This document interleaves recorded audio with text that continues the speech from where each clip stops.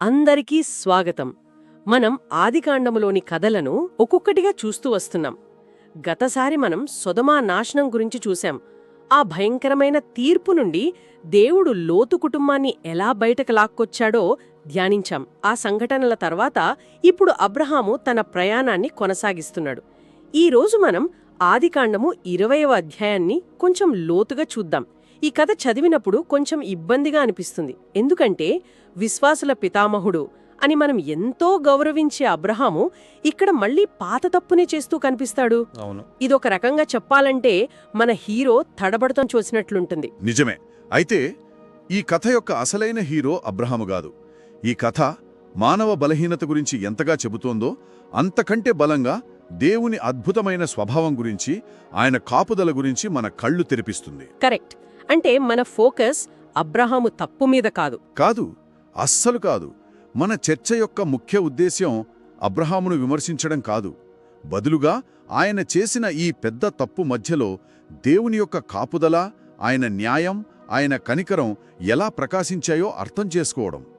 మన జీవితాల్లో మనం కూడా పదే పదే అదే బలహీనతలో పడిపోయినప్పుడు దేవుడు మనల్ని వదిలేయడని, ఆయన వాగ్దానాలు మన విశ్వాసం మీద కాకుండా ఆయన నమ్మకత్వం మీద ఆధారపడి ఉన్నాయని ఈ అధ్యాయం మనకు నేర్పిస్తోంది. సరే, ఇక ఆసక్తికరమైన ఈ కథలోకి వెళ్దాం. మొదటి 2 వచనాలు చదువుతున్నాను. ఆదికాండము 20వ అధ్యాయము 1 మరియు 2 వచనాలు. అబ్రహాము అక్కడ నుండి దక్షిణ దేశమునకు ప్రయాణమై పోయి కాదేశుకును షూరుకును మధ్య నివసించి గెరారులో కొన్నాళ్లుండెను. అబ్రహాము తన భార్య అయిన షారాను గూర్చి, ఈమె నా చెల్లెలని చెప్పెను.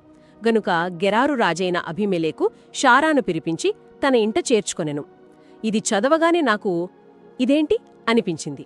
మళ్ళీ మొదటికే వచ్చినట్లు. అవును, సరిగ్గా ఇదే సీన్ మనం 12వ అధ్యాయంలో ఐగుప్తులో చూడలేదా? దాదాపు 20 సంవత్సరాలు గడిచిపోయాయి. దేవునితో ఎన్నో అనుభవాలు పొందాడు. అయినా మళ్ళీ అదే పాత భయం, అదే పాత అబద్ధం. అసలిక్కడ ఏం జరుగుతోంది? ఇది నిజంగా ఆశ్చర్యం కలిగించే విషయమే. కానీ ఇది మనకొక ప్రాముఖ్యమైన పాఠాన్ని నేర్పిస్తుంది. మనలో పాతుకుపోయిన భయాలు, బలహీనతలు అంత సులభంగా పోవు. అయితే ఈసారి అతను చేసిన తప్పు ఇంకా తీవ్రమైనది. ఎందుకంటే గతసారి ఫరో దగ్గర చేసినప్పుడు ఇంకా వాగ్దానపుత్రుని గురించి స్పష్టమైన ప్రకటన లేదు. ఓ అవును కదా. కాని ఇప్పుడు దేవుడు స్పష్టంగా చెప్పాడు, వచ్చే సంవత్సరంలో సారాకు కుమారుడు పుడతాడు అని. అంటే ఇస్సాకు గర్భంలో రూపుదిద్దుకోవాల్సిన సమయం. కరెక్ట్. దేవుని యొక్క అతి గొప్ప వాగ్దానం నెరవేరబోతున్న కీలకమైన సమయంలో అబ్రహాము దేవుని వాగ్దానాన్ని నమ్మకుండా తన ప్రాణాన్ని కాపాడుకోవడానికి షారా పవిత్రతను ప్రమాదంలో పడేశాడు. ఇది అవిశ్వాసం యొక్క పరాకాష్ఠ. అంటే దేవుని ప్రణాళికను తన భయంతో అడ్డుకునే ప్రయత్నం చేశాడు. సరే, అబ్రహాము ఇలా చేశాడు. ఇప్పుడు మనం దేవుడు జోక్యం చేసుకుంటాడని అనుకుంటాం. కాని ఇక్కడ కథ ఒక ఊహించని మలుపు తీసుకుంటుంది. 3 నుండి 7 వచనాలు చదువుకుందాం. అయితే రాత్రివేళ దేవుడు స్వప్నమందు అబీమెలెకునొద్దకు వచ్చి, నీవు పుచ్చుకొనిన ఈ స్త్రీని బట్టి నీవు చచ్చినవాడవే, ఏలయనగా ఆమె ఒక పురుషునికి భార్య అని చెప్పెను. ఒక్క నిమిషం, ఇక్కడ నాకొక విషయం అర్థం కావడం లేదు. తప్పు చేసింది అబ్రహాము, కాని దేవుడు కలలో కనిపించి మాట్లాడుతున్నది అన్యజనుడైన రాజు అబీమెలెకుతో. ఇది కొంచెం వింతగా లేదా? అద్భుతమైన ప్రశ్న. ఇది దేవుని సర్వాధిపత్యాన్ని చూపిస్తుంది. ఆయన తన ప్రణాళికను నెరవేర్చడానికి ఎవరితోనైనా ఎప్పుడైనా మాట్లాడగలడు. ఫరోతో, నెబుకద్నెజరుతో మాట్లాడినట్లు. అవును, ఇప్పుడు తన వాగ్దాన వంశాన్ని కాపాడటానికి అబీమెలెకుతో మాట్లాడుతున్నాడు. ఇక్కడ మనం దేవుని యొక్క 2 అద్భుతమైన లక్షణాలను చూస్తాం. మొదటిది ఆయన న్యాయం. ఆయన అబీమెలెకుతో నీవు చచ్చినవాడవు అని సూటిగా హెచ్చరించాడు. అమ్మో, తెలియక చేసినా కూడానా? అవును, తెలియక చేసిన పాపం యొక్క పర్యవసానం మరణం అని దేవుడు స్పష్టం చేస్తున్నాడు. ఇప్పుడు అబీమెలెకు సమాధానం చూడండి. అబీమెలెకు ఆమెకు సమీపింపలేదు గనుక అతడు, ప్రభువా, నీతిగల జనమును కూడా నీవు నాశనము చేసెదవా? ఈమె నా చెల్లెలని అతడు నాతో చెప్పలేదా? ఆమె కూడా అతడు నా సహోదరుడని చెప్పెను. నా యథార్థ హృదయముతోనూ నిష్కపటమైన చేతులతోనూ దీని చేసితిని అనెను. బహుశా సొదొమ నాశనం గురించి విన్నాడేమో. నీతిగల జనాన్ని కూడా నాశనం చేస్తావా అని అడుగుతున్నాడు. అవును, అతని వాదన కూడా చాలా బలంగా ఉంది. నేను యథార్థ హృదయంతో చేశాను అంటున్నాడు. ఇక్కడే రెండవ అద్భుతమైన లక్షణం బయటపడుతోంది. అదే దేవుని జ్ఞానం. 6వ వచనంలో దేవుడు, అవును, నీవు యథార్థ హృదయముతో దీనిని చేసితివన్నీ నేనెరుగుదును అని అంగీకరిస్తున్నాడు. ఇది మనకు ఎంత ఓదార్పునిచ్చే మాట కదా. మనుషులు మనల్ని అపార్థం చేసుకోవచ్చు, కాని దేవుడు మన హృదయాన్ని చూస్తాడు. ఆయనకు మన అంతరంగం తెలుసు. అయితే అదే వచనంలో దేవుడు, నేను నిన్ను నాకు విరోధముగా పాపము చెయ్యకుండా ఆటంకపరిచితిని అని అంటున్నాడు. అంటే దేవుడు అబీమెలెకును పాపం చెయ్యకుండా భౌతికంగా ఆపాడని అర్థం. అవును. మరి అలాంటప్పుడు మన వ్యక్తిగత బాధ్యత ఎక్కడుంది? దీన్ని ఎలా అర్థం చేసుకోవాలి? ఇది వేదాంతంలో చాలా లోతైన ప్రశ్న. కాని ఈ వాక్యం మనకు ఏమి చెబుతుందంటే, దేవుడు తన కృపచేత మనకు తెలియకుండానే ఎన్నో పాపాల నుండి మనల్ని ఆపుతాడు. దీన్ని నిరోధించే కృప అంటారు. నిరోధించే కృప, రిస్ట్రెయినింగ్ గ్రేస్. అవును. లోకంలో మనం అనుకున్న దానికంటే చాలా తక్కువ పాపం జరుగుతుందంటే దానికి కారణం దేవుని ఈ కృపే అన్నమాట. ఇది మన బాధ్యతను తగ్గించదు, కాని దేవుని కాపుదల ఎంత గొప్పదో చూపిస్తుంది. ఆ తర్వాత దేవుడు అతనికి ఒక స్పష్టమైన ఆజ్ఞ ఇచ్చి 3 కారణాలు చెబుతున్నాడు. ఆ మనుష్యుని భార్యను తిరిగి అప్పగించుము అని. అవును. ఆ 3 కారణాలు చాలా శక్తివంతమైనవి. మొదటిది, అతడు ప్రవక్త. హీబ్రూలో నవీ. నవీ అంటే దేవుని పక్షంగా మాట్లాడేవాడు. కరెక్ట్. ఇక్కడ చూడండి, అబ్రాహాము పూర్తిగా విఫలమయ్యాడు, భయంతో అబద్ధం చెప్పాడు. అయినా దేవుడు అతనిని అతను నా ప్రవక్త అని గౌరవిస్తున్నాడు. ఇది అద్భుతం.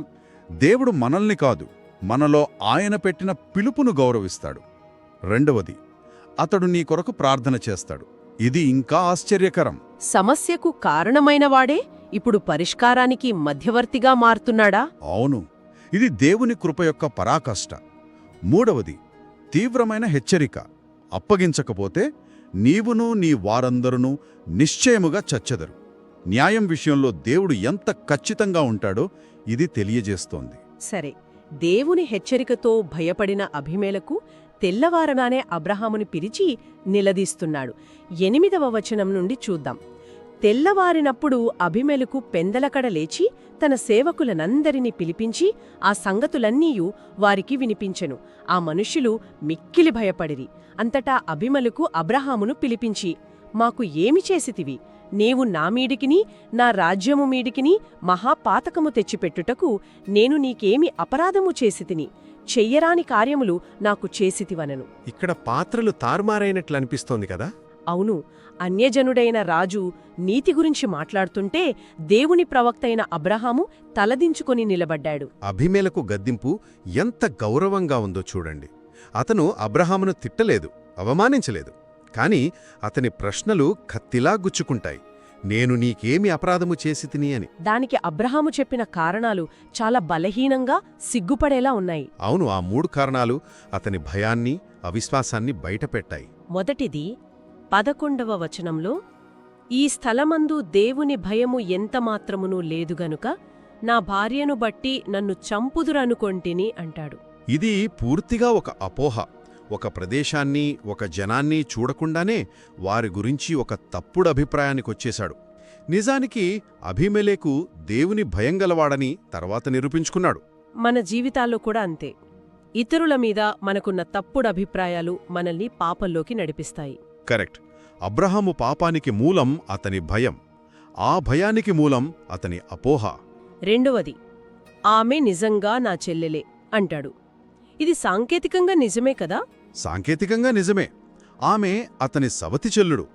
కాని మోసం చెయ్యాలని ఉద్దేశంతో చెప్పిన అర్ధసత్యం పూర్తి అబద్ధం కంటే ప్రమాదకరమైనది. అతను అసలైన నిజాన్ని, అంటే ఆమె తన భార్య అనే నిజాన్ని దాచిపెట్టాడు. ఇక మూడవది, ఇది మేమిద్దరం చేసుకున్న ఒప్పందం అంటాడు. ఇది వినడానికి ఇంకా దారుణంగా ఉంది. కాపుదలపై ఆధారపడకుండా తమ సొంత ఉపాయంపై ఆధారపడ్డారు. ఇది దేవుని శక్తిని అవమానించడం లాంటిది. ఈ గందరగోళమంతా ఎలా ముగిసిందో చూద్దాం.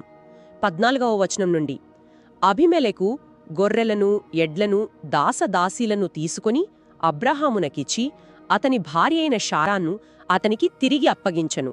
అబ్రహామును శిక్షించడానికి బదులుగా అబీమెలెకు అతనికి బహుమతులిస్తున్నాడు. ఇది అబీమెలెకు యొక్క గొప్ప మనస్సును చూపిస్తుంది. అవును, తరువాత 16వ వచనంలో షారాతో అంటాడు, ఇదిగో నీ సహోదరునికి 1000 వెండి నాణెములిచ్చి తిని, ఇదిగో నీ యొద్దనున్న వారందరి ఎదుటను నీకది కన్నులకు ముసుగుగా ఉండును. ఆ కన్నులకు ముసుగుగా ఉండును అనే మాట నాకు సరిగ్గా అర్థం కాలేదు. దాని అర్థమేమిటి? ఇది చాలా ప్రాముఖ్యమైన మాట. కన్నులకు ముసుగు అంటే కేవలం ఒక బహుమతి కాదు, అది ఒక బహిరంగ ప్రకటన లాంటిది. ఓ అలాగా. అబీమెలెకు ఆ డబ్బుతో శారా యొక్క గౌరవాన్ని, పవిత్రతను అందరి ముందు పునరుద్ధరిస్తున్నాడు. అతను పరోక్షంగా ఎలా చెబుతున్నాడు? ఈమె విషయంలో ఎలాంటి అపార్థానికి తావులేదు. ఆమె గౌరవానికి నా సంపదే సాక్ష్యం. ఆమె నిర్దోషి అని నేను బహిరంగంగా ప్రకటిస్తున్నాను. వావ్! అతను సారాను తిరిగి అప్పగించడమే కాదు, ఆమె ఖ్యాతిని కూడా పునరుద్ధరించాడు. కరెక్ట్. ఇది అతని నీతికి నిదర్శనం. చివరిగా 17వ వచనంలో అబ్రహాము ప్రార్థన చేయగానే దేవుడు అబీమెలెకు ఇంటివారిని స్వస్థపరిచాడు. ఇంత తప్పు చేసిన వ్యక్తి ప్రార్థన దేవుడు ఎలా విన్నాడు? ఇక్కడే దేవుని కృప యొక్క సంపూర్ణత మనకు కనిపిస్తుంది. దేవుడు అబ్రహామును అతని తప్పును బట్టి కాదు, తన వాగ్దానాన్ని బట్టి చూస్తున్నాడు. తప్పు చేసిన అబ్రహాము తాను నష్టపరిచిన వ్యక్తి కోసం ప్రార్థన చేసే వరకు స్వస్థత కలగలేదు. అంటే క్షమాపణ, పునరుద్ధరణ, ప్రార్థన అన్నీ జరగాలి. అవును. దేవుడు తన ప్రవక్త బలహీనతలో కూడా అతన్ని గౌరవించి ఆశీర్వాదానికి వాహకంగా వాడుకున్నాడు. మన బలహీనతలు దేవుని ప్రణాళికను ఆపలేవు. ఈ అధ్యాయం నుండి నేర్చుకున్న పాఠాలను ఒక్కసారి గుర్తు చేసుకుందాం. పైకి చూస్తే ఇది అబ్రాహాము వైఫల్యం గురించిన కథలా అనిపిస్తోంది, కాని లోతుగా చూస్తే ఇది పూర్తిగా దేవుని గుణలక్షణాల గురించిన కథ. ఖచ్చితంగా. ఈ కథలో దేవుని యొక్క 3 అద్భుతమైన లక్షణాలు ప్రకాశించాయి. 1 దేవుని సర్వాధిపత్యం మరియు కాపుదల. అబ్రాహాము విశ్వాసం తప్పిపోయినప్పుడు కూడా దేవుడు జోక్యం చేసుకున్నాడు. అవును. మన కాపుదల మన విశ్వాసం మీద కాదు, ఆయన నమ్మకత్వం మీద ఆధారపడి ఉంది. 2 దేవుని న్యాయం. ఆయన అబీమెలెకు యథార్థ హృదయాన్ని గుర్తించాడు, కాని నష్టపరిహారాన్ని డిమాండ్ చేశాడు. 3 దేవుని కనికరం మరియు కృప. అవును. అబ్రహాము విఫలమైన తర్వాత దేవుడు అతనిని శిక్షించి పక్కన పెట్టలేదు. బదులుగా అతన్ని కాపాడి, అతని గౌరవాన్ని నిలబెట్టి స్వస్థతను తీసుకురావడానికి అతన్ని వాడుకున్నాడు. మనం నమ్మదగిన వారమేనా?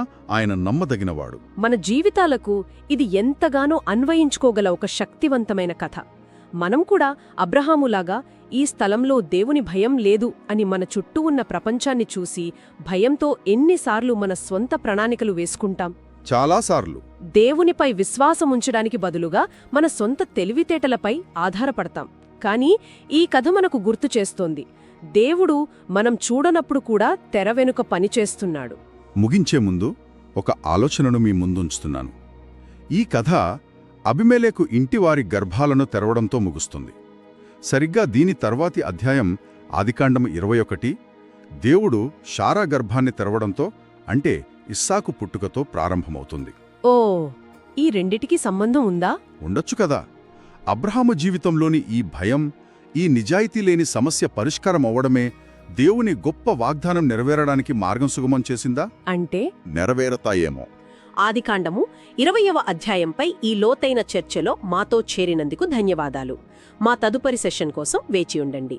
ఈ కార్యక్రమం మీకు సహాయకరంగా అనిపిస్తే దయచేసి మా ఛానల్కు సబ్స్క్రైబ్ చేసుకోండి. దేవుడు మిమ్మను దీవించునుగాక.